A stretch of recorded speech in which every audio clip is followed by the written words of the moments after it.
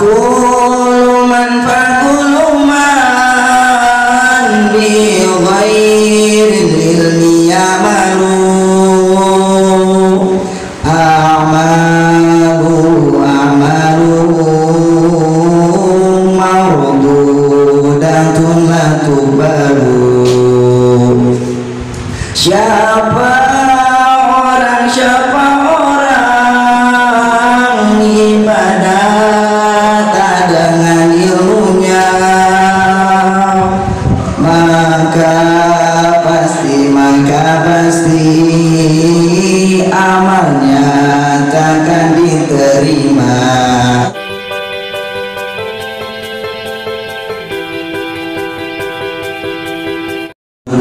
Warahmatullahi wabarakatuh. Alhamdulillahilladzi sabahatil kainatu wa natil wujuhu li'azamatihi wa mazdihi. Asyhadu an la ilaha illallah wahdahu la syarika lah, alladzi ja'ala as-salata 'alal mu'minina kitaban mawquta. Wa ashhadu anna Muhammadan abduhu wa rasuluh.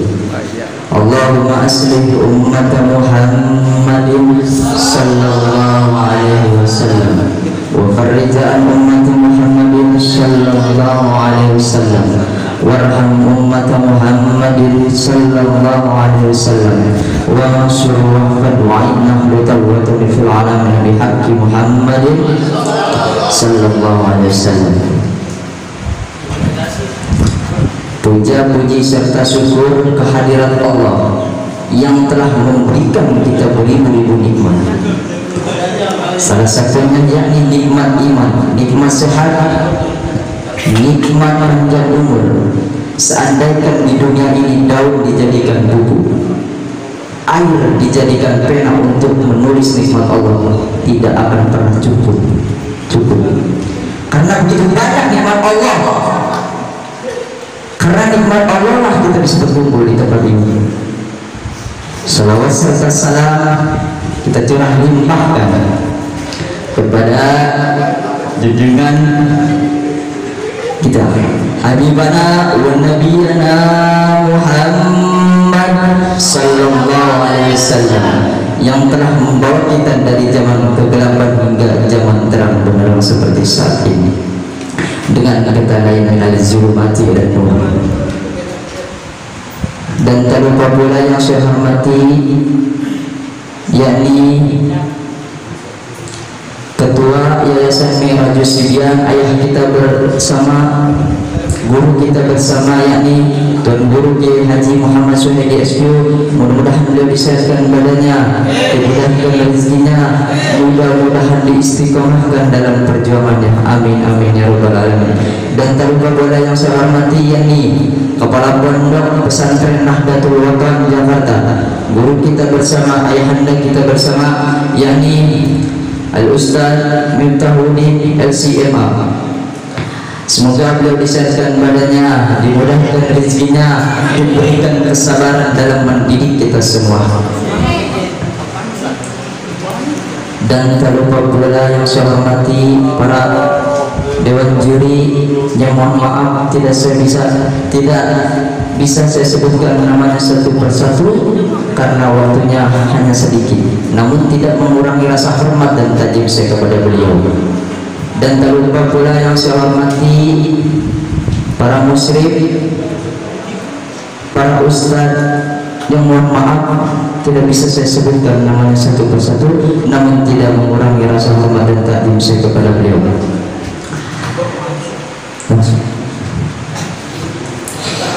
As-salatu imaduddin, salat pilar agama. Salat adalah sarana untuk menenangkan hati dan menyucikan ruh.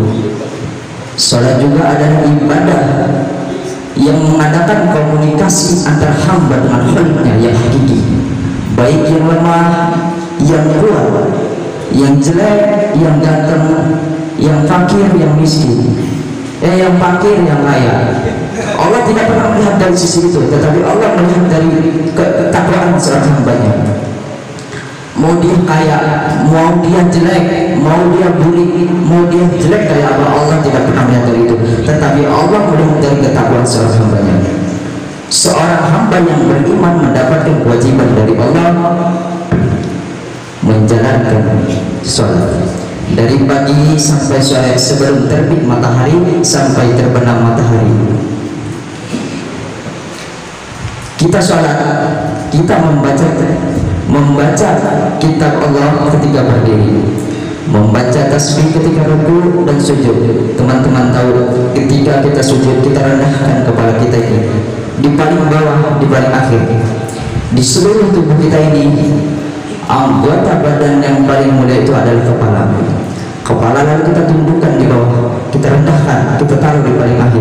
Lalu kita katakan Subhana Rabbiyal A'la, segala puji bagi Allah yang maha tinggi. Karena itu sedang menunjukkan betapa kita rendahnya di hadapan Allah, betapa kita tidak ada apa-apa di hadapan Allah. Tetapi kita dengan sombongnya, kita masih lalai dalam sholat. Sholat ditinggal, masih aja selalu baru komat. Belum assalamualaikum, udah assalamualaikum ditinggal. Niatnya mau dikodok enggak jadi, akhirnya ditinggal. Itu ibadah sholat itu mempunyai tempat kedudukan yang paling tinggi di antara ibadah yang lain. Bahkan tidak ada ibadah satupun yang bisa menandingi ibadah sholat. Karena apa? Karena sholat adalah pilarnya agama.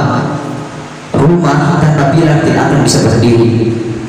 Tetapi jika kita mendirikan sholat, maka Islam itu akan tegak dengan diri kita sendiri. Rasulullah SAW bersabda, Rasul amri al-Islamu wa imaduhu sholatu wa darwatu sanamihi wal jihadu fisabilillah. Pokok pimpinan segala perkara adalah Islam. Pilar agama adalah sholat, sedangkan puncaknya adalah berjihad. Itu ya, ingat nggak? Harus diingat ini, jangan cuma didengarin. Sedikit berbagi ilmu. Saya berbicara seperti ini bukan berarti saya sudah bagus, bukan berarti sholat saya udah rajin. Saya juga sama, masih lalai, masih santuy, masih kebanyakan slow. Begitu. Lanjut. Sholat adalah amalan yang pertama kali dijalankan oleh Rasulullah SAW pada malam Isra wal Mi'raj. Tidak ada perantara siapapun pada malam Isra wal Mi'raj. Diriwayatkan dari Anas, diwajibkan atas Rasulullah SAW mulanya sholat sebanyak 50 kali, tetapi dikurangi negosiasi, lalu berakhir dengan 5 kali. Kita 5 kali aja masih banyak tinggal nih, gimana 50? Nama ada keluar ini nggak kuat nih.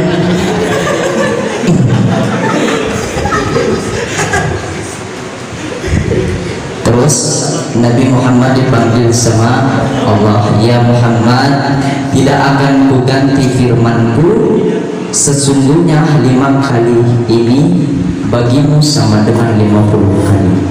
Begitu mulianya. Kita sholat 5 kali sama dengan 50 kali. Rasulullah sebelum wafat, Rasulullah itu berwasiat terakhir itu. Rasulullah bersabda, jagalah sholatmu dan apa yang menjadi tanggung jawabmu. Bahkan Rasulullah mau meninggalkan masih ingat sama kita jasa apa yang sudah kita balas sama Rasulullah. Rasulullah begitu mengorbankan jiwa raganya untuk kita, tetapi kita masih santuy-santuy saja.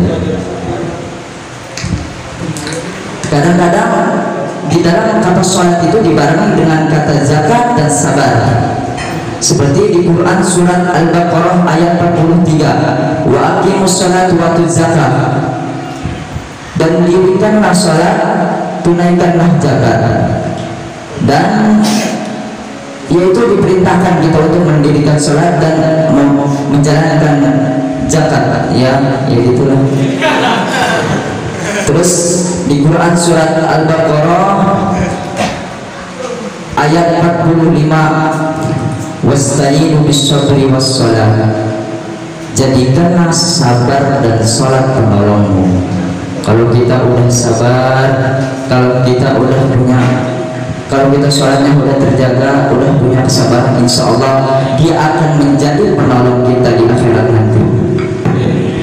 Amin amin ya rabbal alamin. Karena waktunya sudah sedikit lagi, kita selawat bersama-sama. Semoga dari wasiat selawat ini bisa mengampuni dosa-dosa kita semua, amin.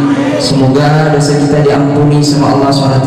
Wallahumma fi wal hadi ila sabilil husan. Assalamualaikum warahmatullahi wabarakatuh.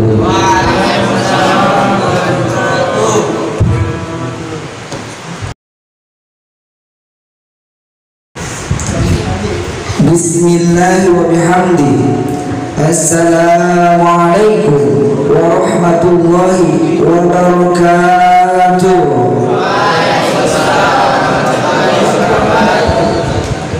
Sikat gigi malam Jumat. Sekali lagi biar semangat. Assalamualaikum warahmatullahi wabarakatuh.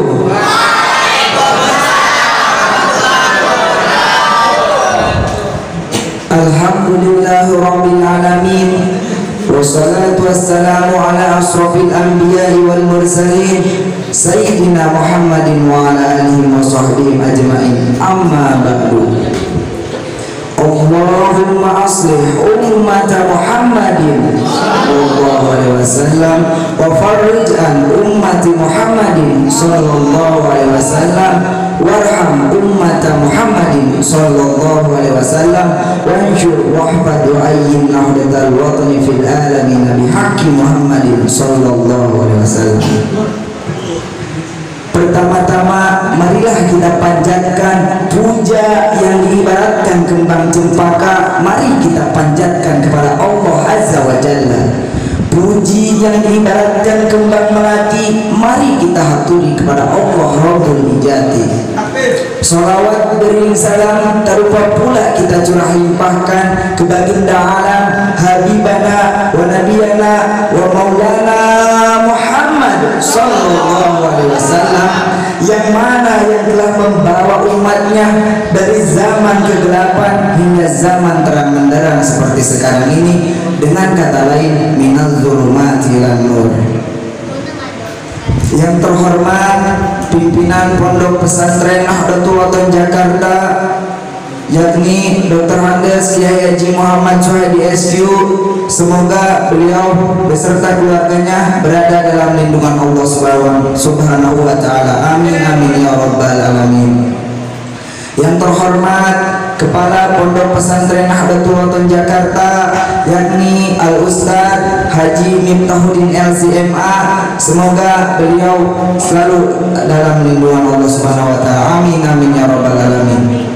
Yang terhormat para juri, para ustadz, para asatidz, para musrid, serta teman-teman seperjuangan yang menuntut ilmu di Pondok Pesantren Nahdlatul Ulama Jakarta. Baik, adapun berdirinya saya di sini, saya akan berceramah tentang akal dan nafsu. Membicarakan akal dan nafsu, ada 3 makhluk yang berkaitan dengan akal dan nafsu. Yang pertama malaikat, yang kedua hewan, dan yang ketiga kita manusia. Dari ketiga makhluk tersebut, saya akan simpulkan satu persatu. Yang pertama, Allah Subhanahu wa taala menciptakan malaikat dengan memberikannya akal, akan tetapi tidak dilengkapi dengan nafsu, dan tidak pula memberikannya karakter yang mengarahkannya kepada etika yang buruk. Khairul mawahibi al-aqli, sebaik-baik pemberian Tuhan yaitu akal. Jadi kita sebagai manusia tidak usah heran ketika mengetahui bahwa malaikat itu adalah makhluk yang taat, makhluk yang patuh. taat, patuh kepada perintah-perintahnya, jauh kepada larangan-larangannya, karena memang terciptanya untuk itu. Yang kedua, hewan. Allah Subhanahu wa taala menciptakan hewan dengan memberikannya nafsu, akan tetapi tidak dilengkapi dengan akal, dan tidak pula memberikannya karakter yang mengarahkannya kepada etika yang baik. Dan yang ketiga, kita manusia. Allah Subhanahu wa taala menciptakan manusia dengan memberikannya akal dan juga dilengkapi dengan nafsu, dan juga diberikannya karakter yang mengarahkan berbagai macam karakter yang mengarahkannya kepada etika yang baik, kepada etika yang buruk, sehingga berpotensi mendapatkan pahala dan juga mendapatkan siksanya. Al-aqlun nurun fi qalbi yufarraqu bainal haq. Akal itu penerang hati. Dengan akal kita bisa membedakan yang baik dan membedakan yang buruk. Berdasarkan perbedaan dua makhluk tersebut antara malaikat dan hewan, maka kini manusialah yang paling sempurna, memiliki keduanya, memiliki akal dan juga nafsu. Akan tetapi sebagaimana manusia bisa mengkondisikan nafsunya dengan anugerah akal yang telah Allah Subhanahu wa taala berikan kepadanya, bisa mengkondisikan akalnya untuk beribadah kepada Allah Subhanahu wa taala. Dan jika manusia sudah beribadah kepada Allah Subhanahu wa taala akan tetapi tidak menggunakan ilmunya, maka ibadahnya itu akan sia-sia. Sebagaimana dalam syair yang berbunyi, Fakuluman bi ghairil ilmi yamalu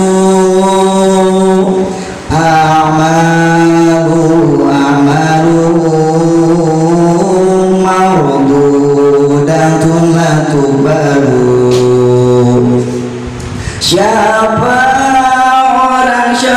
orang ibadah tak dengan ilmunya, maka pasti amalnya takkan diterima. Dari syair tersebut kita dapat mengambil contoh dari kisah Rasulullah. Ketika Rasulullah berjalan menuju masjid, akan tetapi perjalanannya itu terhenti. Rasulullah melihat ada syaitan sedang mengintip ke dalam masjid. Lalu Rasulullah bertanya kepada setan, "Wahai setan, mengapa kau mengintip ke dalam masjid?"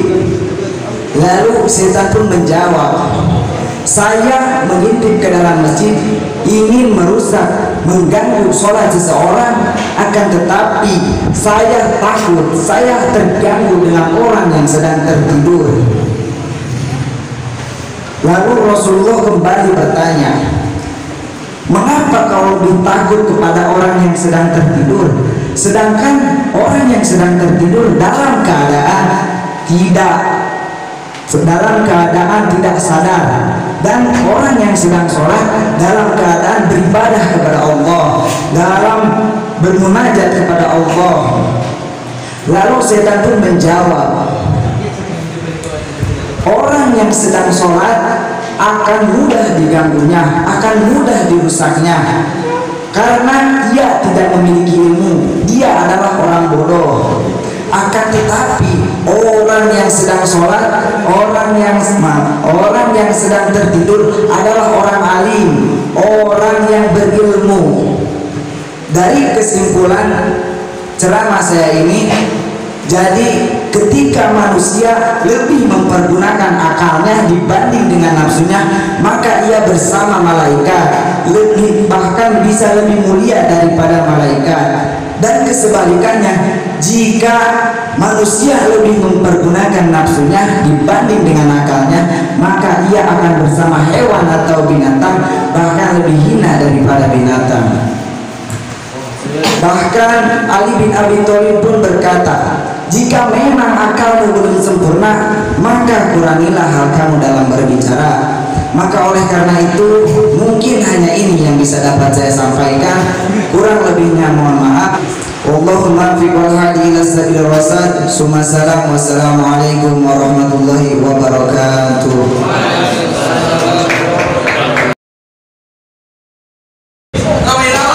Bismillahirrahmanirrahim. Assalamualaikum warahmatullahi wabarakatuh.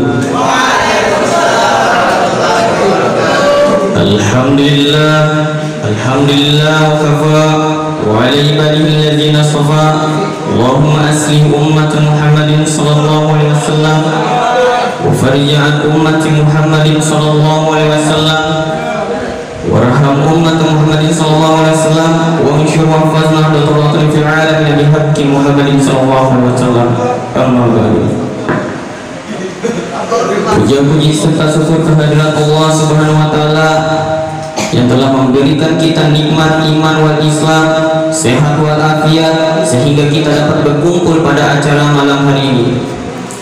Selawat serta salam marilah kita curahkan ke baginda Nabi besar kita Muhammad sallallahu alaihi wasallam. Pertama-tama yang saya hormati pimpinan kita Pondok Pesantren Nahdlatul Ulama Jakarta, Tuan Guru Kiai Haji Muhammad Suhaidi SQ. Semoga beliau selalu dalam lindungan Allah Subhanahu wa taala. Dan yang saya hormati Kepala Pondok Pesantren Nahdlatul Ulama Jakarta, Ustadz Miftahudin LCMA. Semoga beliau juga selalu dalam lindungan Allah Subhanahu wa taala. Yang saya hormati para dewan juri, para ustadz, para muslim, para santri sekalian. Para santri, marilah kita niatkan dalam hati membina akhlak terpuji, tinggalkan kenyamanan, tinggalkan yang tersayang. Demi apa? Demi meraih cita-cita dan impian untuk masa depan. Sebagaimana diriwayatkan oleh Imam Al-Tirmidzi, qala Rasulullah sallallahu alaihi wasallam, inna min akmalil mu'minina imanan ahsanuhum khuluqan wa alqawhum bi ahli. Sesungguhnya di antara orang mukmin yang paling sempurna imannya adalah yang paling baik akhlaknya dan yang paling lemah lembut terhadap keluarganya.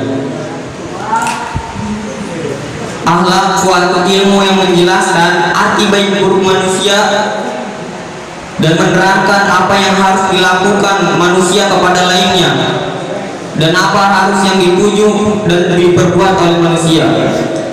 Sebagaimana sebab risalah Rasulullah SAW bersabda, sesungguhnya saya diutus untuk menyempurnakan akhlak yang mulia. Dan bagaimana definisi dari agama? Rasul ditanya apa nih?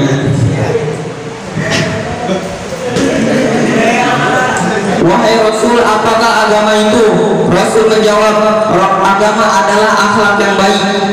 Dan di sini akhlak itu terbagi menjadi dua, akhlak mahmudah dan akhlak madmumah. Yang pertama akhlak mahmudah, akhlak yang terpuji. Sabar adalah salah satu contoh dari akhlak mahmudah yang mampu menahan diri, mengendalikan amarah, pemurah, pemaaf, menepati janji. Itu adalah sifat-sifat dari akhlak mahmudah.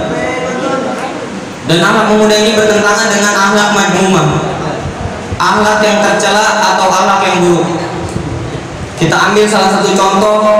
Kalau kita keluar ini,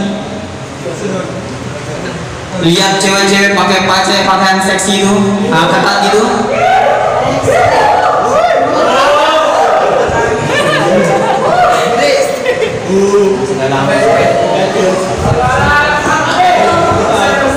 jadi kalau kita merasa beriman kepada Allah, tutup auratnya. Saya udah tutup aurat, alhamdulillah, tapi sempit, tidak memenuhi syarat.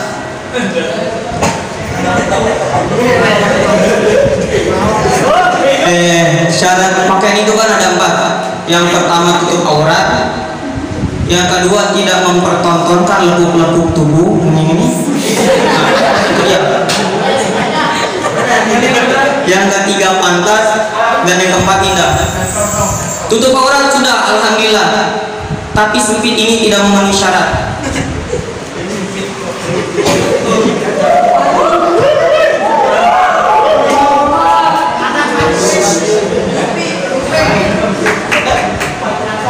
Kami ini laki-laki habis amalnya gara-gara takut ciwi-ciwi.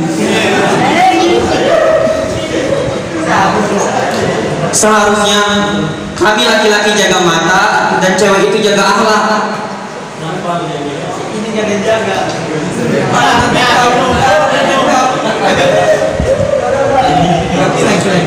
Agama Islam mengajarkan jangan gara-gara kelakuanmu, jangan gara-gara perbuatanmu orang lain jadi berdosa. Kan gara-gara kelakuan ciwi-ciwi yang bahenol itu jadi kami yang berdosa.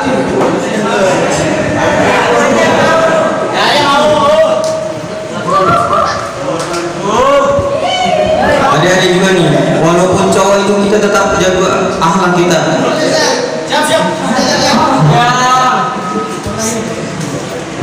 Hanya ini yang bisa saya dapat sampaikan. Sekian dari sang pendosa. Wallahul muwaffiq wal hadi ila sabilir rasyad. Wassalamualaikum